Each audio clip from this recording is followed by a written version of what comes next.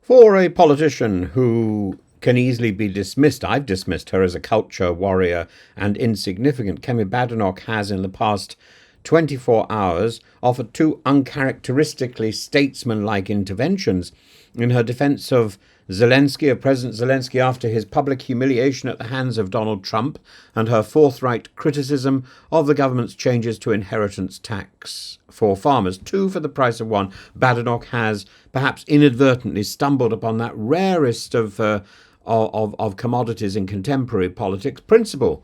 And I don't know where she got it from. I would hope that it lasts. If she can keep this up, she might actually attain some sort of credibility as a politician, not only as a leader of the opposition. She might actually attain credibility, personal credibility. Badenoch's response to the spectacle of Trump and his Vice President J.D. Vance berating Ukraine's wartime leader in the Oval Office was striking this morning on Kuenssberg show.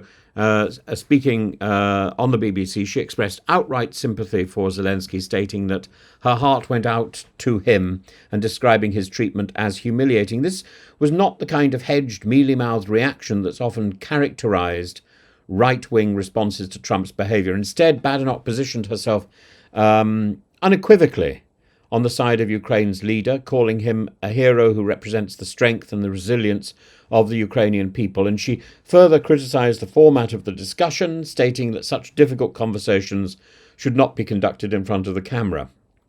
And she's absolutely right. Notably, she refrained from depicting the episode as an outright ambush, acknowledging instead that both Trump and Zelensky were speaking at cross purposes and pursuing their respective national interests. Yet she made clear her view that the only beneficiary of such public spats was Vladimir Putin. And this is a departure from the usual pro-Trump hedging within her sector of the Conservative Party, suggesting a more independent foreign policy stance from Badenoch, which is a positive. Now one wonders why Farage has kept so quiet. Her second intervention came in Northern Ireland, where she branded the Labour government's changes to inheritance tax for farmers as immoral. And under Rachel Reeves' new policy, agricultural property relief will be capped at £1 million, with anything beyond that taxed at 20%.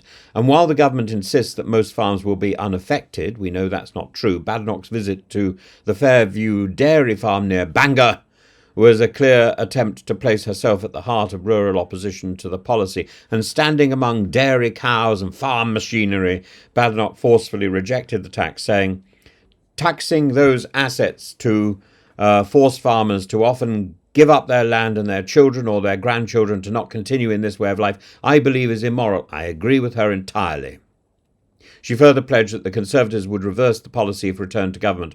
Her choice of words, family farms tax, suggests an attempt to craft a potent electoral weapon against Labour, particularly in rural constituencies that traditionally lean Conservative.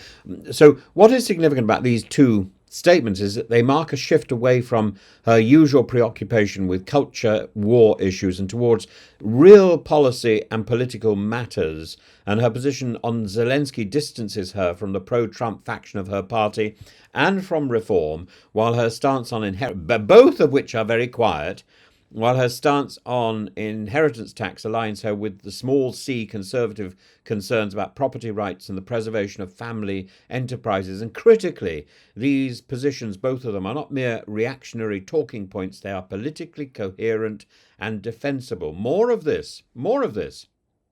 And I could find myself not attacking her.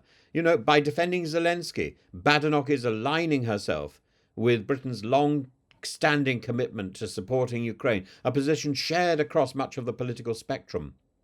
And her attack on inheritance tax reform taps into a deep-seated resistance to taxation within Conservative circles, but also a desire to support farmers who have been so crippled by the final years of Britain's presence in the EU, by the withdrawal from the EU, by Brexit, and now by the Labour government. For Badenoch, a leader who's often struggled to be taken seriously, she's not taken seriously here, I can tell you, and this could change everything. So to get beyond the confines of her ideological base, these interventions present an opportunity that she should embrace. This is the Badenoch we want to hear. If she continues to engage with serious issues like this in this manner, she might begin to build the credibility necessary to sustain her leadership and present herself as a viable alternative to Sir Keir Starmer. But the challenge will be consistency. Has she got a new SPAD? Has she got a new advisor? Or is this herself speaking? Is this the real Badenoch? If it is, we want more of it.